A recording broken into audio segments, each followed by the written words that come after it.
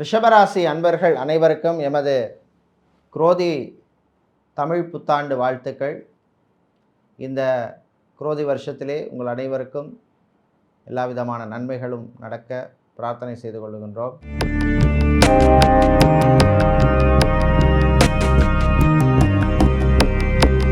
சுக்கிர பகவானை ராசி அதிபதியாக கொண்ட ரிஷபராசி அன்பர்களே, உங்களுக்கு மே 1ஆம் தேதி அன்று குரு பகவான் ஜென்ம குருவாக உங்களுடைய ராசிக்கு வருகின்றார்.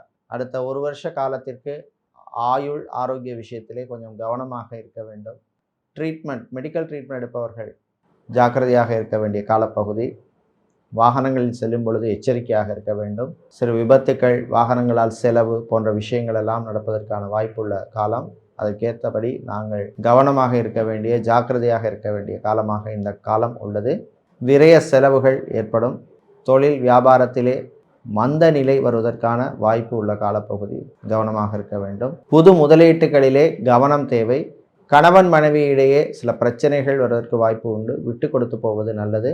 ஆண்களுக்கு பெண்களாலும், பெண்களுக்கு ஆண்களாலும் சில தொல்லைகள், பிரச்சனைகள் வருவதற்கு வாய்ப்பு உண்டு. சொந்த பந்தங்களுடாலும் சில மனஸ்தாபங்கள் வரும்.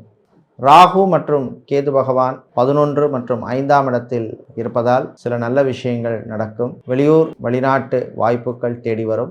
வெளியூர் வெளிநாட்டிலே இருக்கின்ற நண்பர்கள், உறவினர்கள் மூலமாக சில உதவிகள் உங்களுக்கு கிடைக்கும்.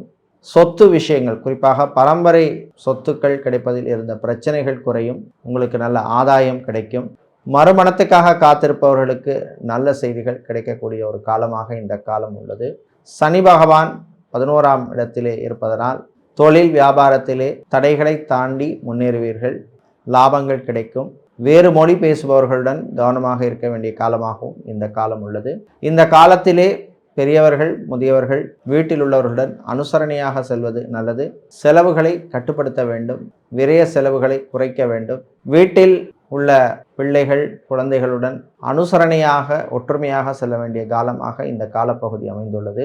இந்த காலத்திலே கடன் விஷயங்களிலே கொஞ்சம் கவனமாக இருக்க வேண்டும். புது கடன்கள் கொடுப்பதையோ, கடனுக்கு மேல் கடன் வாங்குவதையோ, கடனுக்கான வட்டி விஷயங்களிலே எச்சரிக்கையாக இருக்க வேண்டிய காலமாக இந்த குரோதி வருஷ காலம் உள்ளது. இந்த பலனானது கோச்சார அடிப்படையிலானது. உங்களுடைய சுயஜாதகத்திலே தசாபுத்தி, அந்தரம் போன்ற விஷயங்களில் உள்ள கிரகங்களின் நிலைகளை பொறுத்து இதிலே நன்மை தீமைகள் கூடுதலாகவோ குறைவாகவோ ஏற்படலாம்.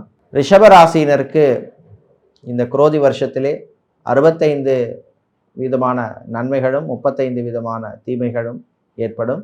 இந்த குரோதி வருஷத்திலே உங்களுக்கு நல்ல பலன்கள் கிடைப்பதற்கு நீங்கள் வழிபட வேண்டிய தெய்வ வழிபாடாக சிவபெருமான் வழிபாடு உங்களுக்கு சிறப்பான வழிபாடாக அமையும்.